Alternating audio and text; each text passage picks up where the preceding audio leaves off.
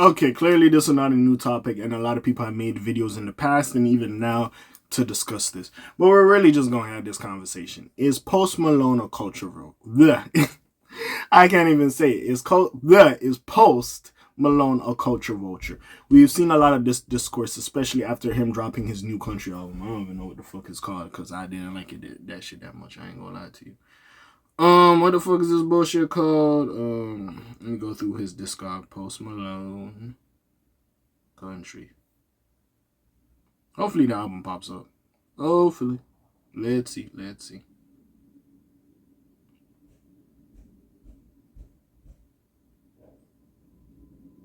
Just tell me the name, nigga. I don't. These niggas just want me to go through his discog. F1 Trillion is his country album. So we're here to talk about it. Now, again, like I was just saying in the beginning, didn't listen to it, didn't like it. Or I did listen to it, I listened to bits and pieces of it, didn't really like it. Now, it did a crazy number. I think it did like 250 first week, 250,000 first week, around there, something like that, or 225. Around there. I know over 2. But basically, he did that first week, he was doing this thing. Now, we're really here to talk about it. So, the case of Post being a culture vulture goes all the way back to, when he was White Iverson. Yeah, I'm balling out young. When he was doing all that shit. I'm saucing on you. When White Iverson came out and basically he blew up. He basically, as he was going on, when he dropped his albums, and people were calling him a culture vulture, of course, being a white dude with a braid up. Thinking you're the white version of Allen Iverson, the famous basketball player. We're gonna like, you know what I'm saying? Now, anybody can like sports. It doesn't matter what ethnicity or race you are. You can like sports and you can have a favorite player, no matter what ethnicity they are. So, ain't got no issue with that. With that being said, basically, as we have, as his career grew and he started getting into like some pop and some rock aesthetics, infusing it with some hip hop. People were asking about making culture vulture claims on him even way before that. I will say this. Now, Post Malone in general, he just seems like a nice dude. He seems like a very nice man. But he would also, there was an article, I believe it was around the time the 2016 XXL list came out. And if you don't know this, I'm going to tell you something, or I might be breaking some information for you. He was supposed to be on it. And it made sense for him to be on the cover, just popularity wise. It made fucking sense. He was supposed to be with Uzi, Kodak, 21 Yachty. And like, that was the peak, bro. Every time we talk about the 2016 list, and this is just a short, like, little caveat thing. When you look at the newer list, not to disrespect none of the artists, because there are some talented artists on these lists, but god damn, some of these lists are lacking. I remember when niggas was looking at mumble rap, if you were, or SoundCloud rapping, discrediting it. Now you gotta respect them niggas on that 2016 XXL list. You gotta show them some love. Anyways, besides all that, sorry.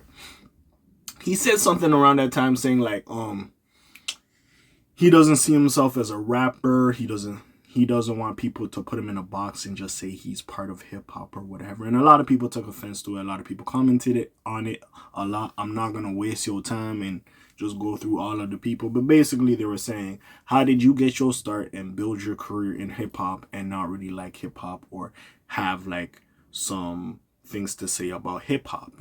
There was, I think, article later on, he said like, I don't really listen to hip hop like for like substance or stuff. When I want to cry or when I want like something really to listen to or like to think about, I'll go listen to like Bob Dylan or Bob whatever the fuck he said. Like, no disrespect, but like hip hop, he just listens to it to get turned up. And I get it. At the time we had like the Lil Pumps and Smoke Perp and all these other niggas who was just getting lit to shit like that. But bro, there were albums that would make you get sad. Again, now it just depends on the person. 17 by XXXTentacion, which also had rock elements in it as well, was one of those albums as well.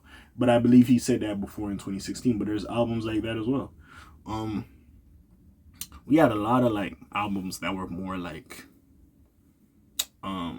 what I wouldn't say sequence, but like albums with substance. There we go. That's the fucking word.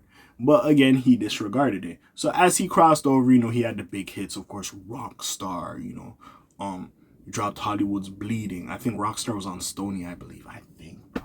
Or Beer Bongs and Bentley. No, Stoney was White Iverson, right? And then Beer Bongs and Bentleys was Rockstar. And then we had Hollywood's Bleeding with the Travis Scott and Ozzy Osbourne song. Yeah, okay. I'm trying to get my timeline right. Okay, I think White Iverson was on Stoney. I don't even fucking remember. But anyways,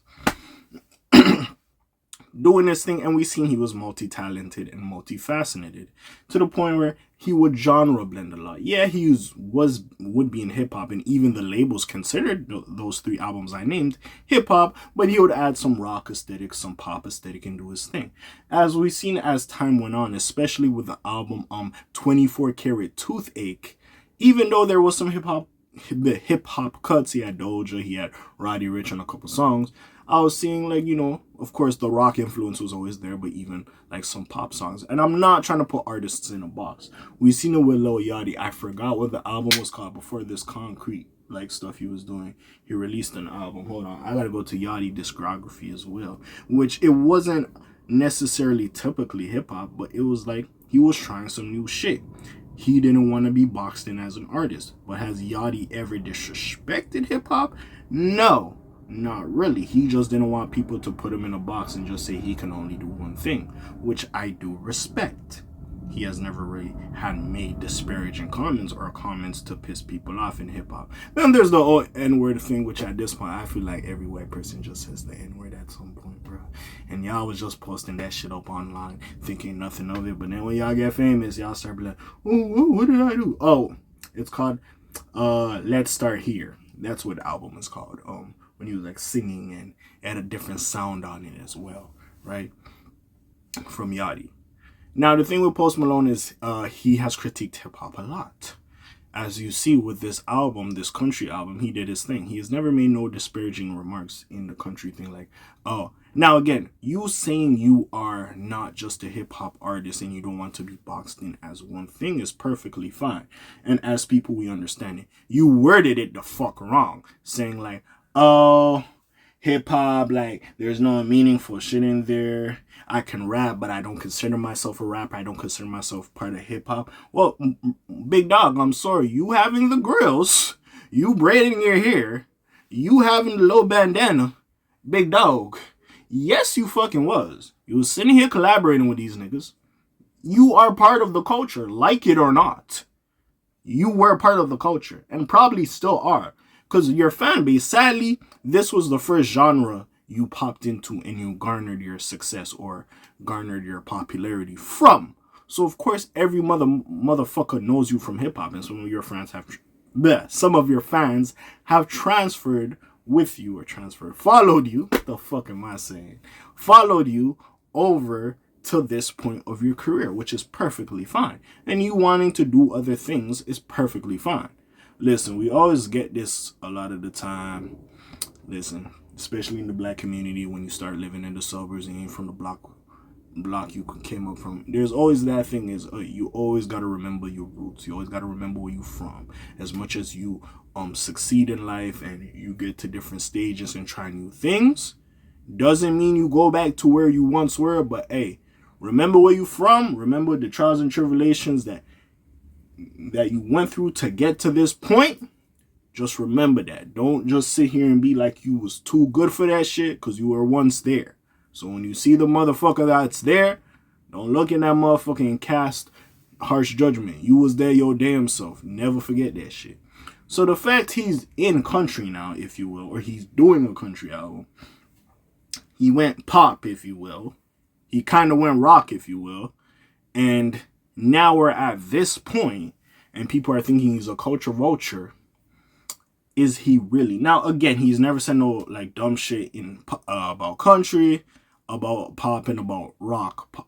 Pop, rock, whatever. Pop, rock, if you want to combine them. Like, he's never said no dumb shit, but he did have some comments about hip-hop, which made no fucking sense.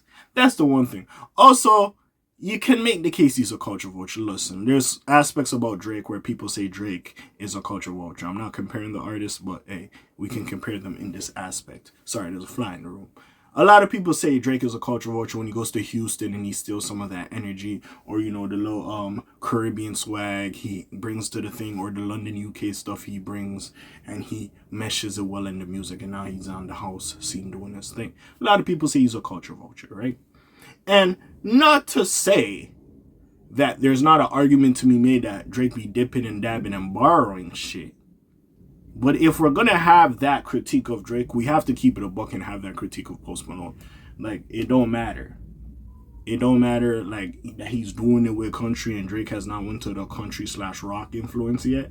But, like, bro, we can't be doing that shit, bro. Sure, Drake might go to Houston and steal how their production or the way they flow on a beat or whatever have you. And same with the Jamaican/Caribbean culture and UK and Afro beats and all that shit. But we can't sit here and not have the same critique for this, man. If you can have that critique against Drake, you have to have that critique against Post Malone. Me personally, do I feel like he's a culture vulture? It's a tough question. Because again, now with the hip hop shit, maybe. But the other shit, it is what it is in a sense. I'm not going to say he has no culture and he's just going wherever he's going. But it's just simply a conversation to be had. That, yo, you made some disparaging remarks. You went over here, that's perfectly fine. But motherfucker, you still did hip hop. You can't sit here and critique something that originally got you your fame. Like, it makes no sense. You're null and void. It's non-applicable for you to have an argument, regardless of your stature and your success. This is where you started from, and that's it. And that's the thing I think people are pissed off at Post Malone. By the way, did y'all like the album? I wasn't feeling that shit. I ain't gonna lie to you. I wasn't. But yeah, that's really all I gotta say, to be fair. That's really all I gotta say. And I would not be surprised after a while, Post Malone's like, you know what? I'm gonna come back to hip hop. I would not be surprised. It just depends on you. It really depends on you. But at this point, bro, culture vulture or not, Post Malone is here to stay. Now again, culture vulture? Most likely. Yes. Now, I might not come out of my way to call him a culture vulture. Will I say that he jumps to genre? Yes. Will I say that maybe him not really critiquing the other genres he has partaken in, well, compared to hip-hop, which first grew his career, is a slight? Yes. So it just depends on the person and what you think about it in general. But clearly, I do feel like maybe he just used hip-hop to get on. And once he got on and became successful, because he seen other motherfuckers doing it. Because let's face it, there was a point in the time when hip-hop was one of the most popular genre. Now I do believe it's country at this point. By the way, shout out that nigga Shabuzi. That shit was amazing. His album, amazing.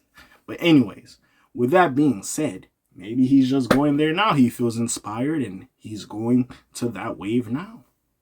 And if that's the case, you can kind of call him culture vulture. You can kind of call him that. Let's be fair. Yeah, man. But anyways, I don't really know what to say at this point. I just feel like I just kind of walk myself through circles like at this point, bro.